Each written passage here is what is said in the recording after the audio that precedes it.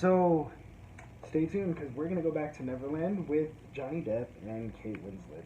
Yeah, way back in time.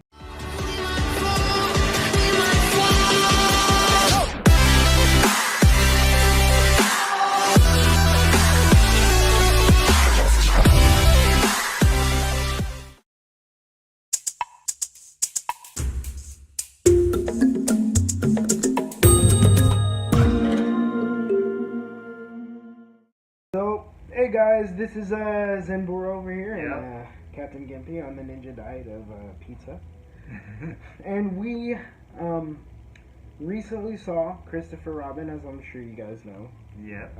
Link to that one will be somewhere up there. And it was directed by Mark Forrester, so we decided to watch Finding Neverland. And why don't you tell us what it's So, Finding Neverland is about it's a biopic about the life of JM Barrie, and he was responsible for the creation of Peter Pan. Yeah, and we see in this film the plot is how this relationship he develops with this widowed family, how it develops and inspires him to create Peter Pan, the play. which eventually gives rise to a bunch of stuff. Now Tinkerbell is a Disney princess. Yep. Remember Before that. she was a flash, like a light. She was a light that would move around on stage, literally, which Yeah. is why in the original Disney film, you mostly just saw her as a glowing ball moving around because that's what she was. Yeah. Now she's humanoid and yeah. So the short version of it for me is I really liked this movie. I mean, Peter Pan was one of the first 5 things of my childhood that formed my imagination playscape. And so watching this and kind of getting an idea for what it was like for someone to create this and like where they drew their inspiration from, it reminded me of another property that did the same thing for me, Winnie the Pooh, obviously. Yeah. And it was really cool because Johnny Depp, first of all, is really good in this. Like, if you guys don't remember real Johnny Depp, the actor, he was a very, very good actor before he started just playing eccentric ass people. Like, he managed to be able to get into the head of all his characters and make them feel like humans and not just a set of descriptions and lines written on a page. And this is one of his best movies. Yeah, I agree with that. And Kate Winslet's character in here has tuberculosis, which she is trying to keep from her children because they recently lost their father to jaw cancer because they were doing the chewing tobacco a lot back in those days. JM Barrie, as you know, was a playwright. So another interesting thing about this movie was how they showed the relationship between a commercial writer, which a playwright certainly would be and is, and their financier, which at the time would have been the person renting out or the one who owns the theater. Yeah. I gotta tell you, it hasn't changed too much since then. You're pretty much asked to be creative on demand. Yeah, and you get to see that in this film. There's this scene in there where burping. There's a scene in there where Johnny Depp, or not Johnny Depp, Barrie. JM Barrie, was premiering a play, and everybody thought it was a turd. Like, nobody wanted to tell him it was garbage. So the best compliment he got was, "Wow, your play was rather remarkable, wasn't it?" Yeah. Wasn't that play remarkable, Joey? Yep. And he knew it was a flop. And the thing is, as they're leaving the theater, he's talking to his friend and financier, and he turns to Barry and says, I paid for an extended lease on the theater so we could keep the actors on. And he's like, well, I don't have a play. He's like, oh, don't worry about it, you will. Yeah. And that was it. Like, dude, where am I going to pull a play out from? Yeah. One of the things about this movie that I liked, like visually, was you got to see J.M. Barrie's imagination overlaid Yes. over the real world. To great hallucinatory effect, I might add. Yeah, it gives you a real peek into like how a creative mind actually tries to work. Yeah, I feel like that's how all creative minds work in a way. Yeah, like they see something and it's all in their head, but We know that, by the way. We know that. Yeah, and to other people on the outside, they seem a little like nuts. They're like, why do you think about that? Or what the hell? Yeah.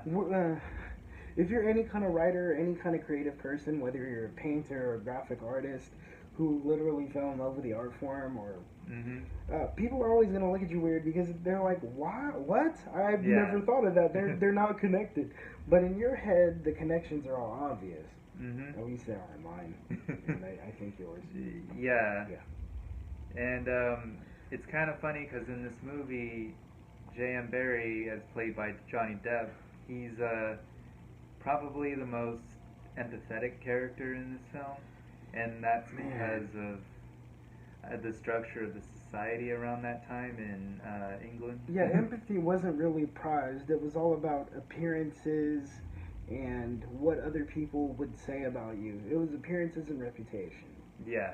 And so, for someone who's very imaginative, somewhat childlike, and empathetic, he was kind of the odd duck. So everybody started saying, oh, he's cheating on his wife. I don't know, he may have been. The movie doesn't make that clear. Nope. What it does make clear is that his relationship with the family as a whole, including the kids, gave rise to the entire thing that is Peter Pan. Yeah. And honestly, isn't that the most important thing? I mean, like, yeah. Yeah, Peter Pan, the character, has had an impact for quite a while. Ever since the play was written all the way to now. Yeah. Young kids might not know who Peter Pan is, but I swear everybody still knows who Tinkerbell is. Yep. And she even has new fairy friends. Yeah, and she's on every purse bag that your girlfriend has. Probably. Or she has been at some point. Yeah. No joke. No joke at all. So, yeah. One of the things I think this movie really is about, you said grief, and I agree with that. Yeah. And it also made me think about the fact that you can't have grief over something unless you love something or someone. So for me, it was really a movie about really learning to love again for both the kids and their mother, and even JM Barrie, because in the film, his wife starts a relationship with somebody else while they're still married. Yeah. And he's kind of like, I screwed this up. I don't really think I'm worth it. Like, you kind of get the sense that he really is sad that he messed it up. Yeah. And so, he gets to start a new life with the kids in this family, even though their mother has passed away.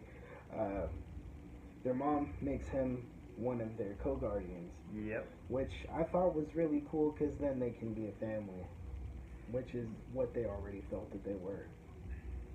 Yeah, and I think that's probably the main message behind this film. Yeah. Yeah. So, remember, that's all I got. you can't have grief without love, and go back to Neverland and learn how to see the world in a different way. Because I swear there's times when I'm locked in my imagination and everything feels hallucinatory, even though I know I'm still maybe sitting in one place with a cup of coffee, or like staring at a computer monitor. Maybe I'm at a park, and then I'm really somewhere else. Yep, I've had plenty of those experiences. Still do, and I hope that never dies. Yeah.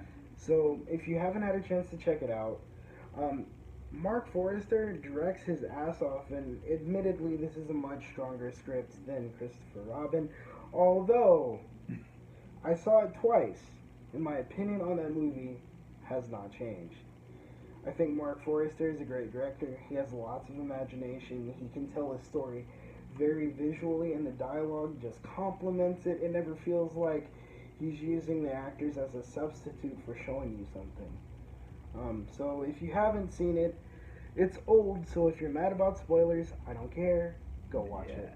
Yep. Treat yourself. And we'll see you back in Neverland. Yeah.